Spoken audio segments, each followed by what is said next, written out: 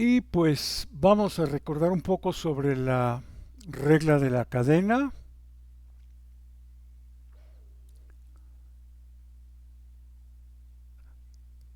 Presentamos nosotros dos formas de representar la regla de la cadena. Esta es una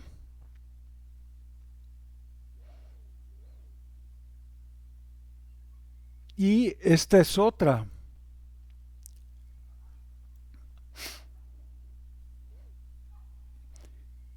Y lo que quiero hacer ahora es, pues, hacer ver que hay una tercera forma de escribirlo, que es como una mezcla de estas dos fórmulas.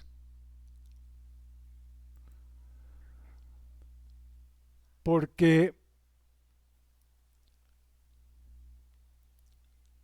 si tomo de esta primer fórmula el lado izquierdo,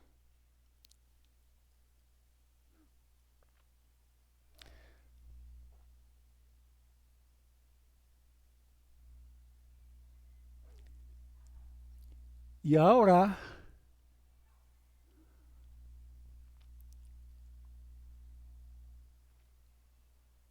recuerdo que U es igual a G de X, entonces, ay, caray.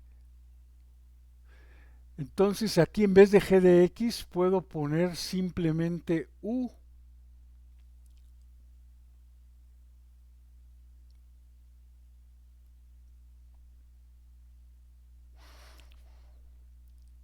Y luego,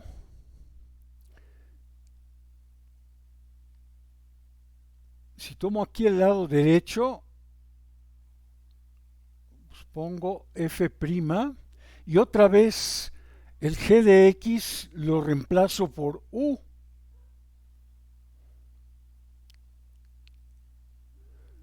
Y finalmente me queda G' de X. Pero G' de X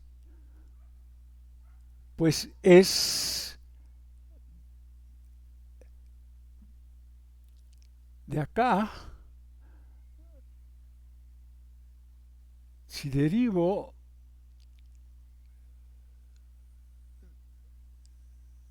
ambos lados,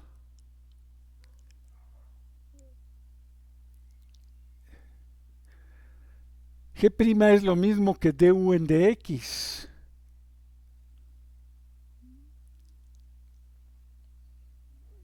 Y entonces obtengo, digamos, esta tercera versión de la regla de la cadena.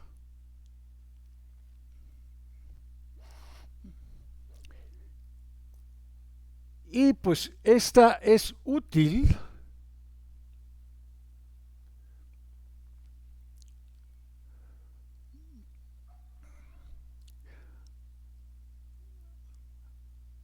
porque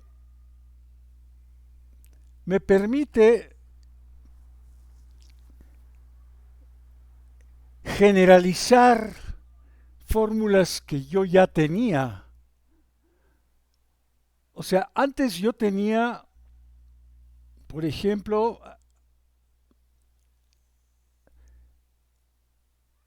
nada más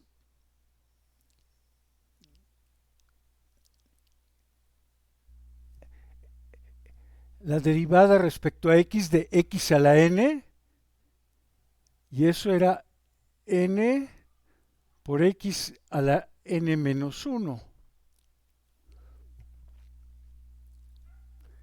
Sí, digamos, esta era una fórmula simple.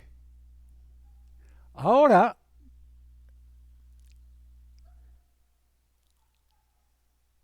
en vez de nada más poner x, lo que quiero poner es u, donde u pues es una función. O sea, u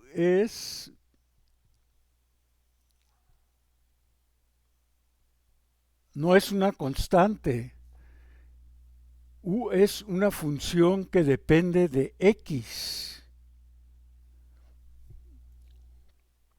Y entonces, el resultado es n, u a la n menos 1, y lo que tengo que poner extra aquí es la derivada de u respecto a x. ¿Sí? Que es lo que se dice acá.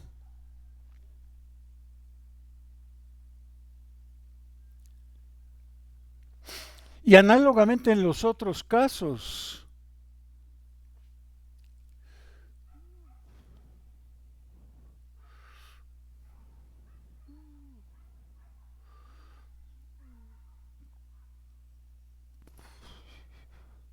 Bueno, creo que...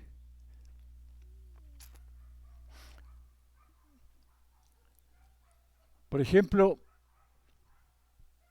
nosotros sabíamos que la derivada respecto a x, voy a ver esta segunda, del seno de x era el coseno de x. Y ya. Pero ahora quiero la derivada no del seno de x, sino del seno de u, donde otra vez u, insisto, es una función que depende de x. Entonces, es coseno de u, pero por multiplicado por du en dx.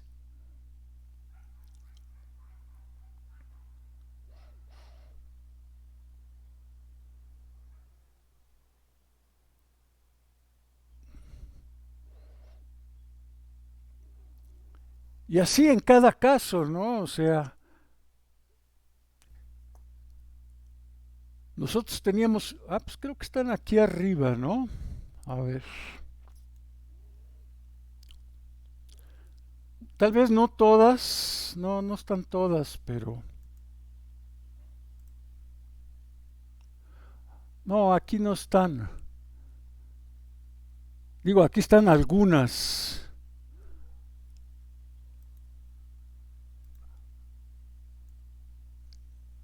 De las derivadas, como les decía, básicas o elementales. Por ejemplo, estas dos, la de la exponencial y del logaritmo.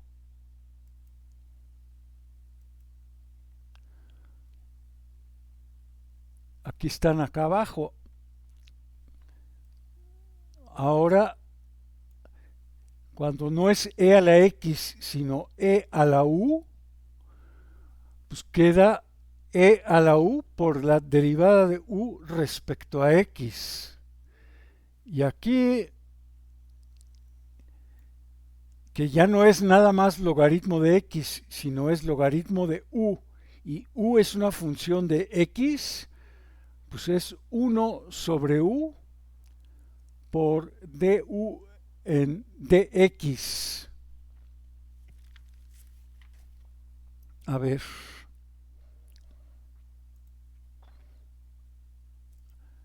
si puedo escribir aquí.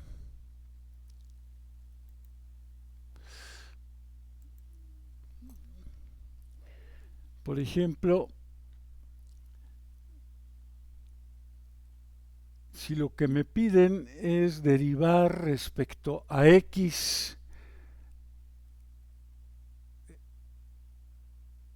el seno de 2x,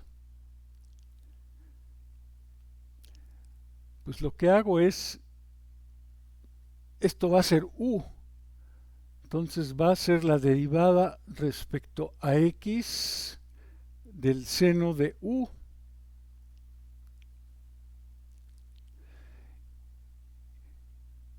Y la derivada del seno es el coseno. Y luego queda por la derivada de u respecto a x. Pero u es 2x.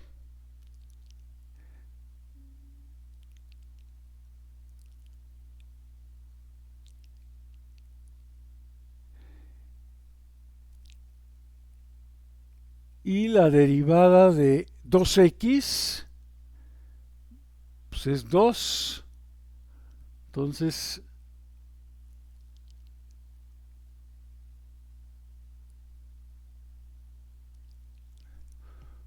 ya acabé.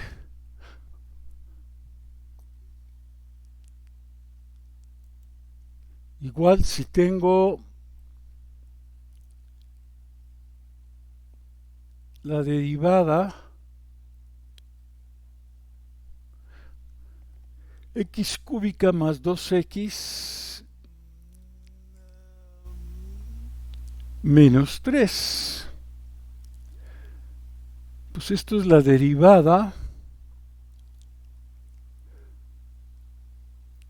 de x cúbica más 2x menos 3 a la menos 1.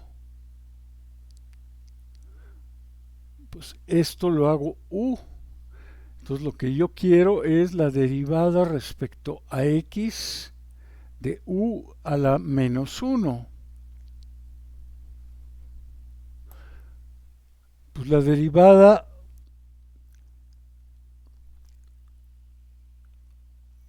de u a la menos 1 es menos u a la menos 2 por la derivada de u respecto a x.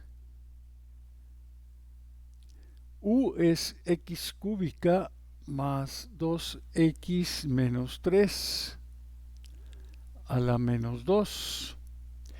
Y ahora necesito aquí la derivada de x cúbica más 2x menos 3.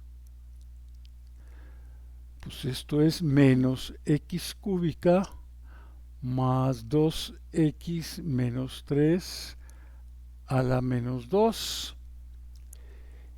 Y la derivada de x cúbica pues es 3x cuadrada. La derivada de 2x es 2. Y de la derivada de la constante es 0. Y pues ya acabé, digamos. Ya acabé. Entonces sí quería yo mencionar esto porque pues acelera un poquito el proceso de encontrar la derivada usando la regla de la cadena.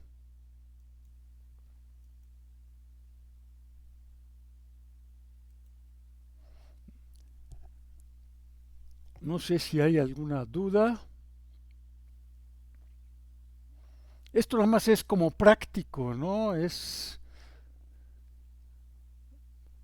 Digo, esencialmente es lo mismo que lo que ven. ¿Sí, Adrián? ¿No?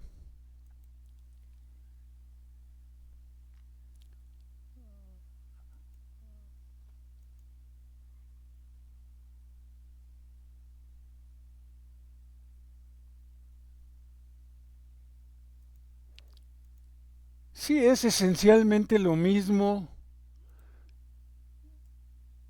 que hacíamos aquí.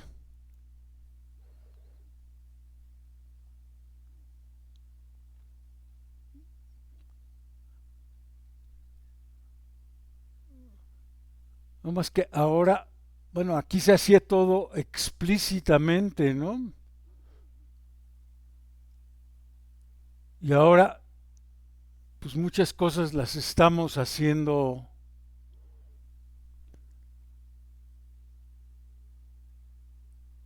pues más compactas, más sencillas, ¿no? Bueno, am,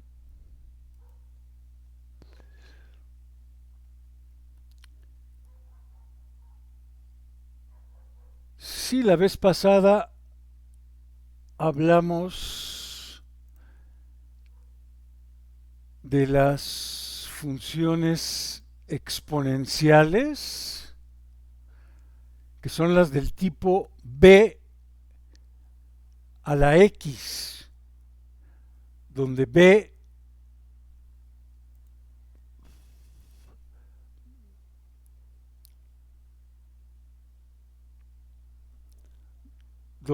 es un número positivo y pues por conveniencia distinto de uno, ¿no?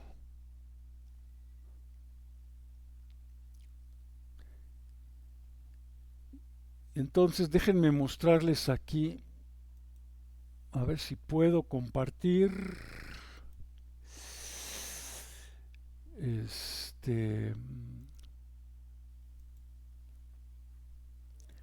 quiero compartir.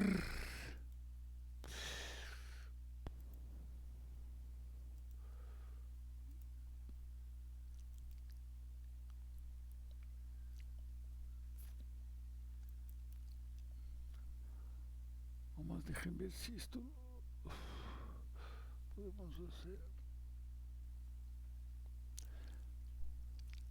Sí, o sea, habíamos visto esta curva verde que es la gráfica de e a la x. Y les había dicho que las otras funciones exponenciales pues siguen el mismo patrón. Entonces para eso puse aquí la función 1.5 elevado a la x. Entonces ven que se comporta igual. Tiene aquí con el eje y el mismo corte. Cuando x es 0, y es 1. Luego, también ven la curva verde, dijimos que tenía una asíntota horizontal que era el eje de las x. Pues la curva negra también tiene el eje x como asíntota.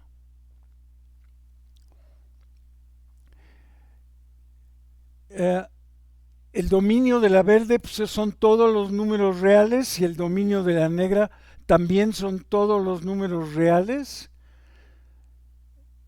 El rango de la función verde pues, son los números positivos. Igual de la curva negra, de la función negra, pues el rango son los números positivos. Y pues tienen la misma conducta, ¿no? El mismo comportamiento. Bueno,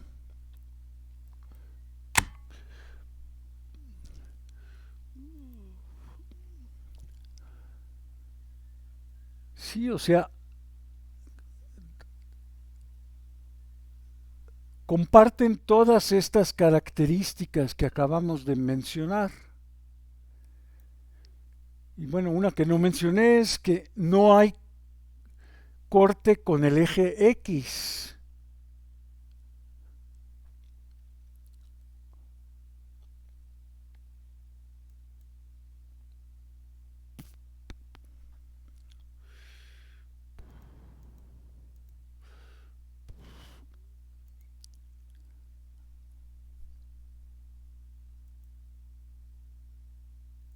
Sí, la vez pasada hablé del interés compuesto,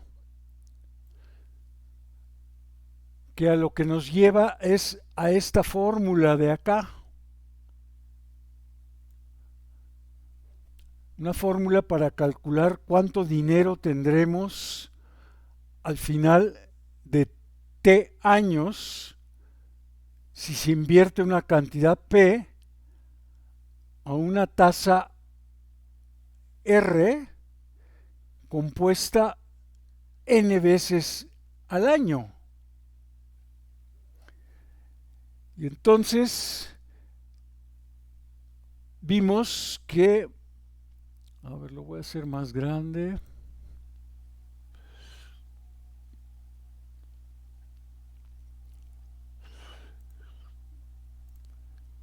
Vimos que si se depositaban 3,000 pesos en una cuenta que paga el 3% compuesto trimestralmente, al cabo de 7 años tendríamos en nuestra cuenta 3,698. Y luego mencionamos que si se componía, en vez de trimestralmente, se componía cada mes, pues tendríamos 3,700 pesos. Si se componía cada semana, pues tendríamos 3,700 pesos con 80 centavos. Si se componía diariamente, tendríamos 3,701 pesos. Y si se compone continuamente, pues también tendremos al final 3,701 pesos. Entonces no sé si se dan cuenta que la diferencia pues, es mínima entre 4 veces, componerlo 4 veces al año y con las otras la diferencia es mínima. Terminamos con la misma cantidad.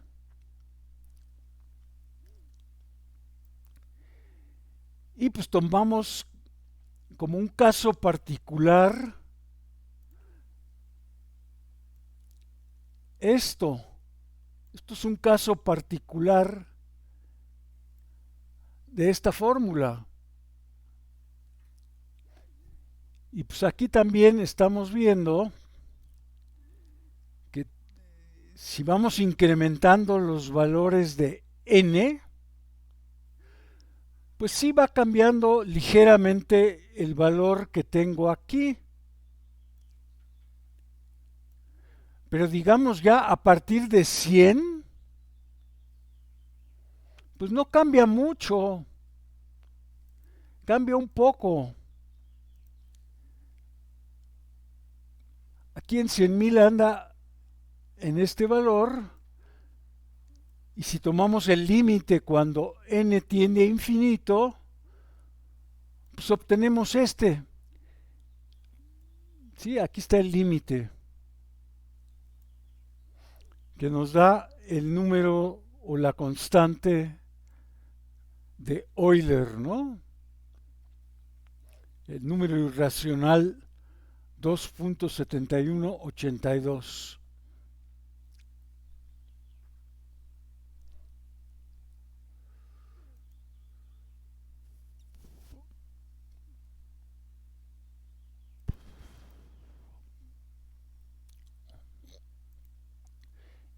Y mencionamos algunas de las propiedades más relevantes de los exponentes,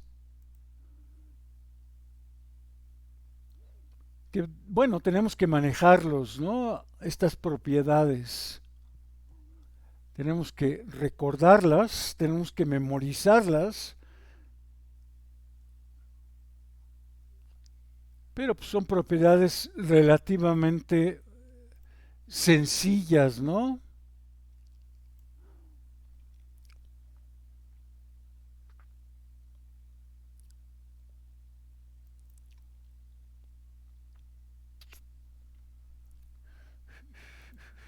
Ahora, tengo que hacerlo más chiquito.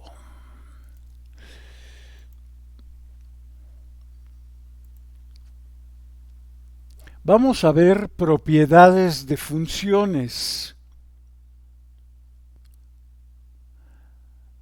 que ya también algo de eso mencionamos la vez pasada.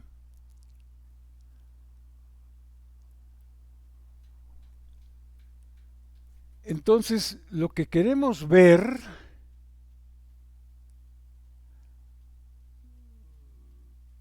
son tres términos: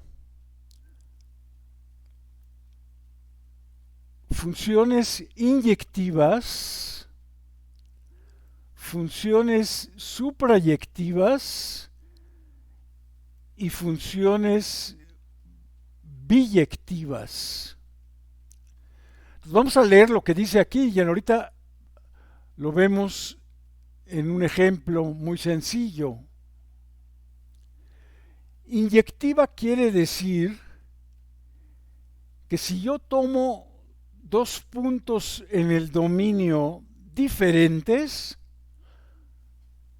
sus imágenes tienen que ser diferentes.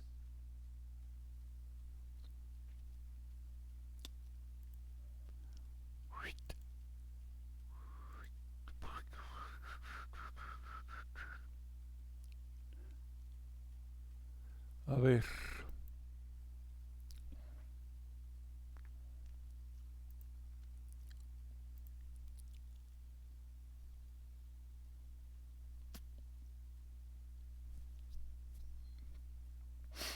Aquí tengo algunas funciones. Sí, vamos a decir que esta es la función 1, esta es la función, ay caray, 2 y esta es la función 3.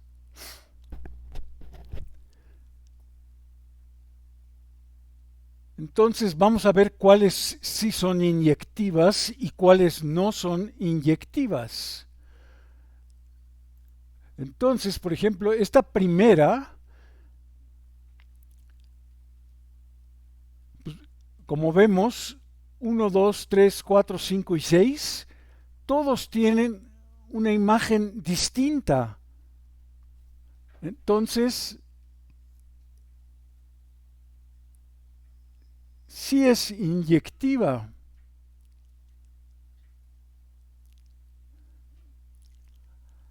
La segunda, pues la segunda vemos que, por ejemplo, 2 y 4, que son diferentes, y también 6, que es diferente, todos van al punto C. O también 3 y 5, que son distintos, van al punto B. Entonces, pues, esta no es inyectiva.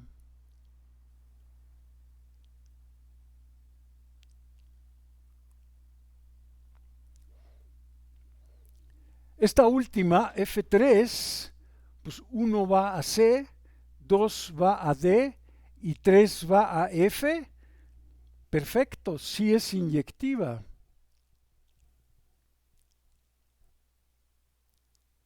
Sí, las imágenes de 1, 2 y 3, que son C, D y F, son distintas. Muy bien. Ahora, ¿qué quiere decir que una función sea suprayectiva?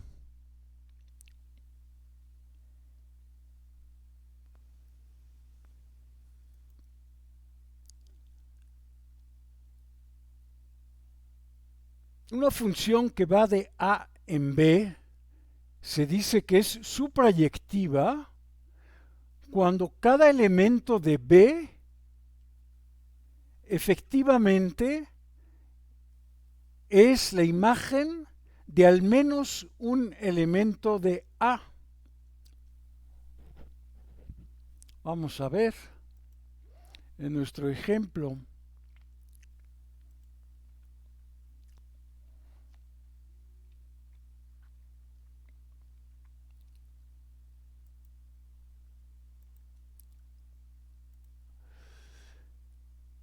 Aquí los elementos del contradominio son A, B, C, D, E y F. Y pues sí, todos son imagen de algún elemento del dominio. O sea, hacia todos ellos llega una flecha. Entonces, esta función sí es suprayectiva.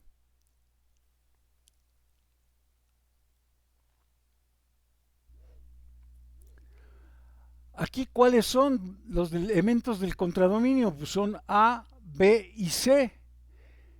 Y sí, a B y a C, a todos les llega al menos una flecha. Algunos les llegan más, pero eso no importa. Entonces, sí es suprayectiva.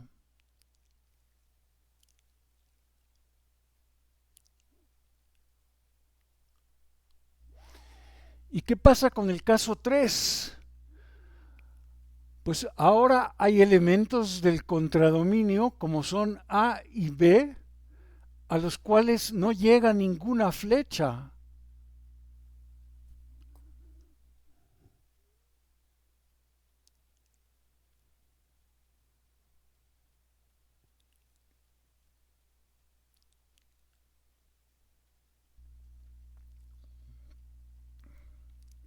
¿Y ahora qué falta?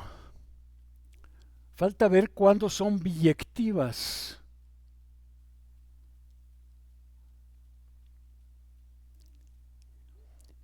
Y una función f se dice que es biyectiva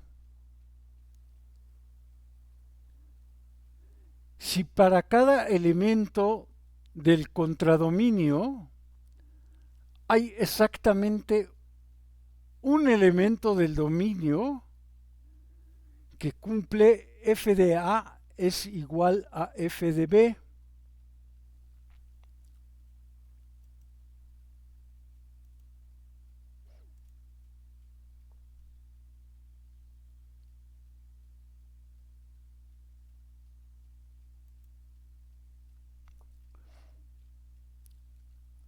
Pues la primera, cada elemento del contradominio tiene exactamente una flecha que le llega.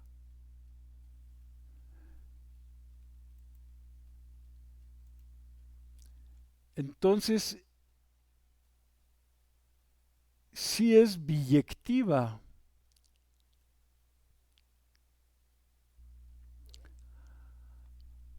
Aquí en el caso 2, cada elemento del contradominio tiene una flecha que le llegue exactamente.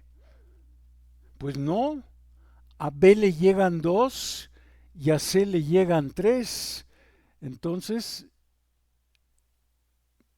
no es biyectiva. Y en el caso 3, cada elemento del contradominio tiene exactamente una flecha que le llegue. Pues C, D y F sí, pero A, B y E no. No les llega nada.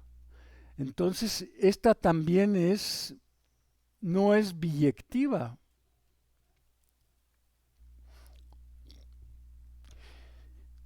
¿Y por qué nos interesan las biyectivas? Porque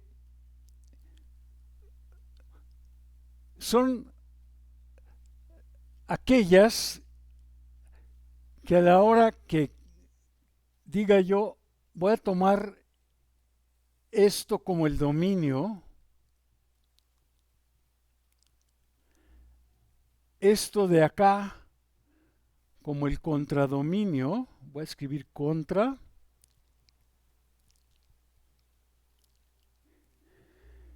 Y cambie yo el sentido de las flechas, va a resultar una función. Aquí, por ejemplo, si aquí pongo dominio, aquí pongo contradominio,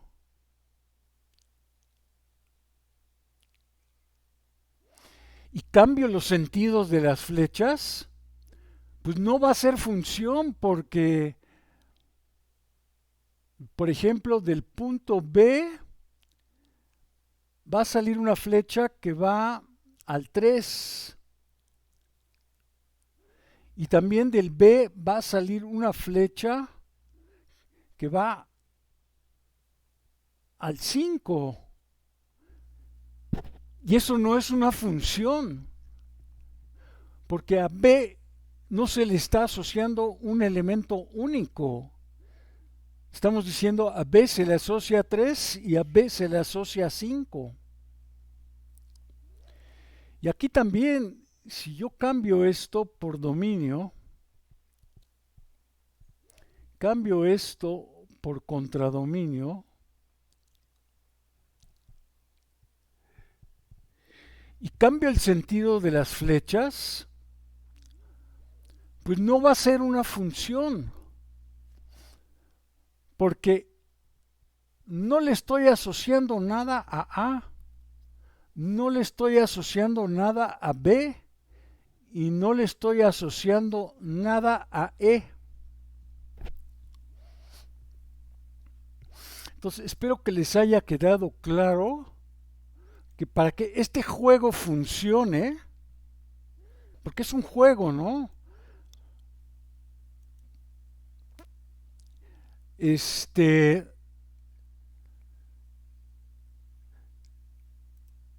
Se necesita que la función sea biyectiva.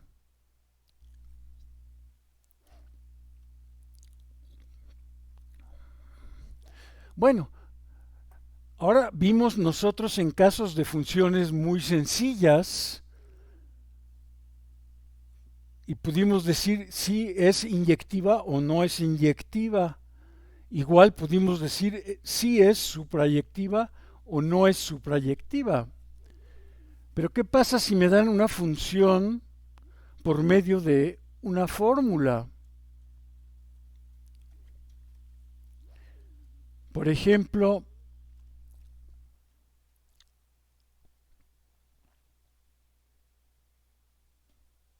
me dan f de x es igual a 2x más 4. Y me dicen que el dominio de f, que es importante, son todos los reales. Y el contradominio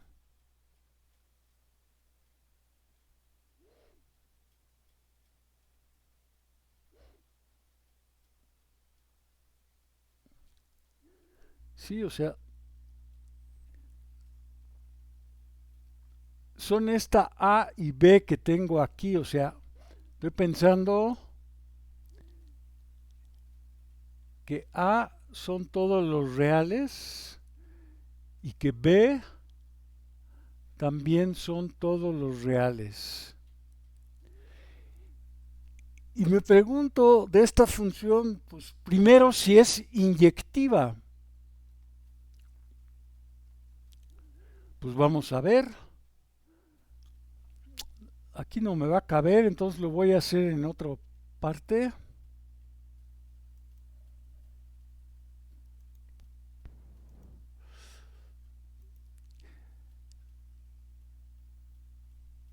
Ah, caray.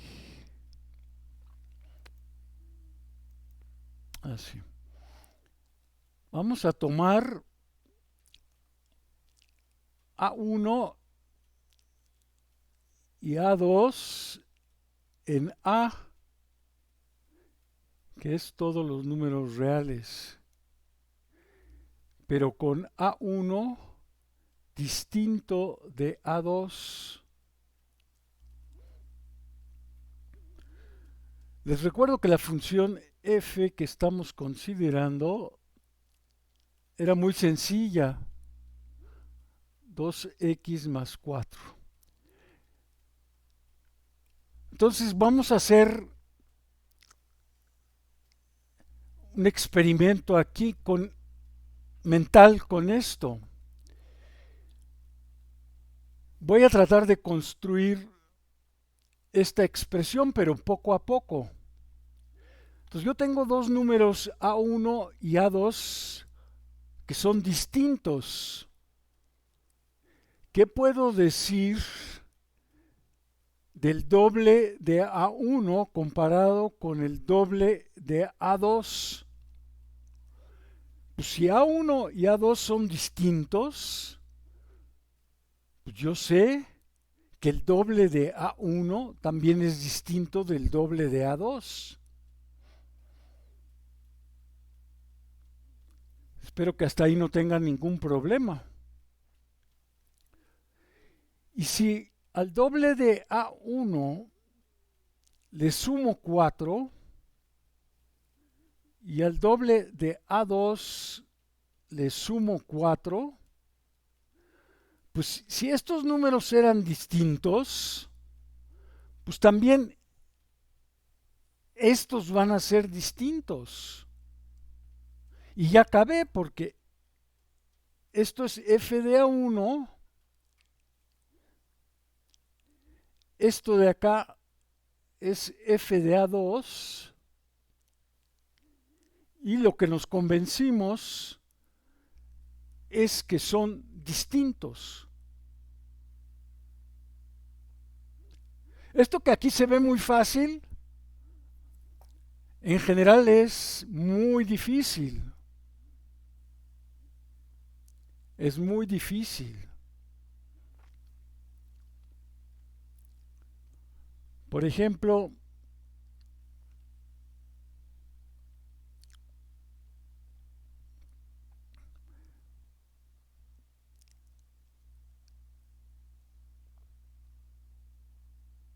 si tengo la función 1 sobre x,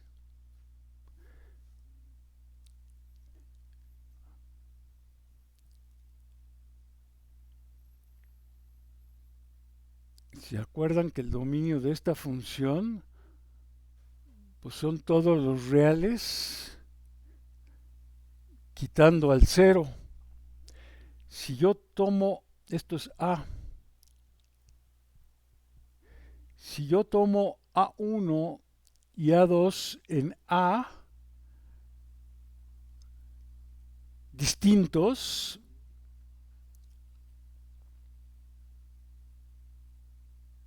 tengo dos números diferentes, A1 y A2. Pues aquí también apelo a su experiencia. Voy a calcular el recíproco de A1, pues es 1 sobre A1. Y voy a calcular el recíproco de A2. Y si A1 y A2 son distintos, pues los recíprocos también son distintos forzosamente. Pero esto es f de A1, digo g de A1. Y esto es g de A2. Y pues ya acabé. G de A1 es distinto de G de A2.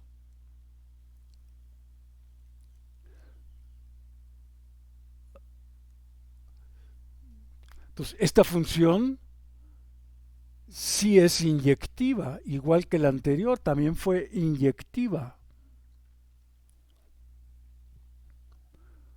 Por otro lado, una función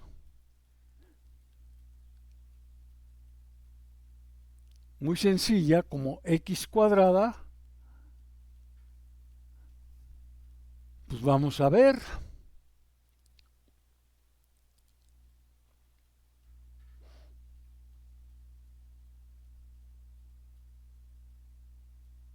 También tiene dominio todos los reales. Entonces vamos a tomar A1 y A2 en A, con A1 diferente de A2. Pues si A1 es diferente de A2,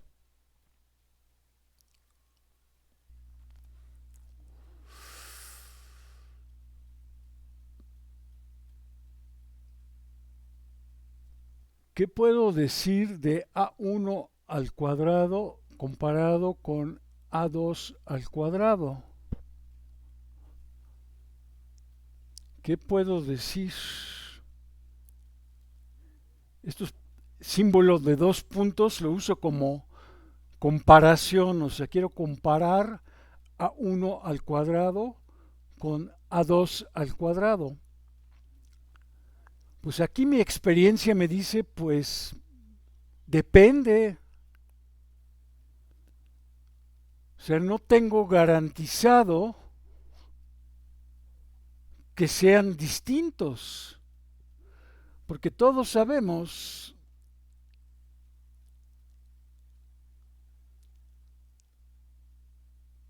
que, por ejemplo, estos son dos números distintos, menos 2 y 2. Sin embargo, los cuadrados pues son 4 de los dos. Entonces, esta función pues no es inyectiva.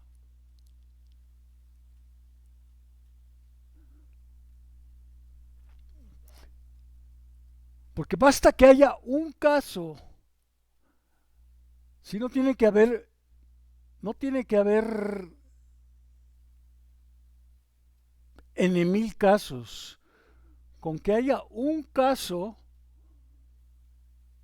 donde falle la propiedad, entonces ya decimos que la función no es inyectiva. Y bueno, ustedes saben que no es el único caso.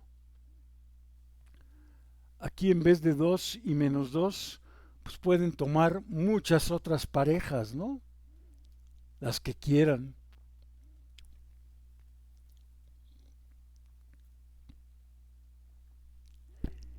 Y pues luego se complica la cosa porque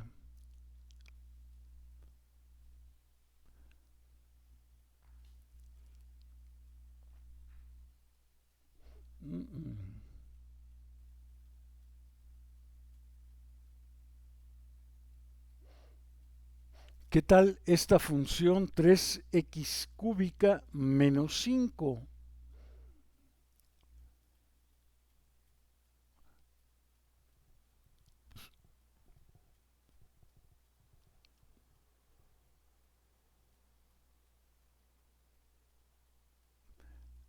Vamos a tomar A1 y A2 en A, con A1 diferente de A2. Pues si ahora calculo el cubo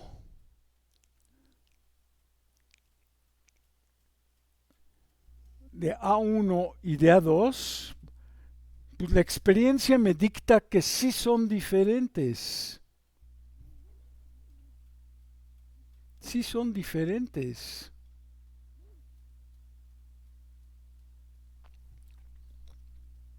Y ahora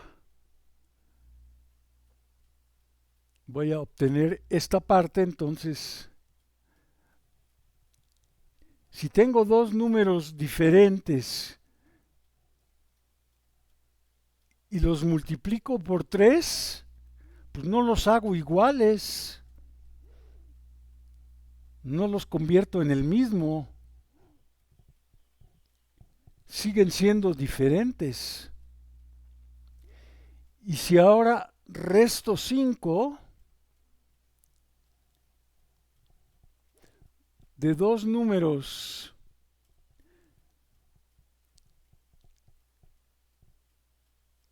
que son diferentes, pues tampoco no los hago iguales.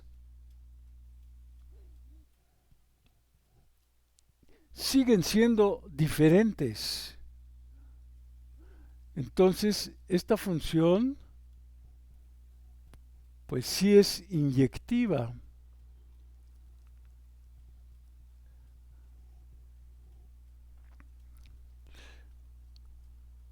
Bueno,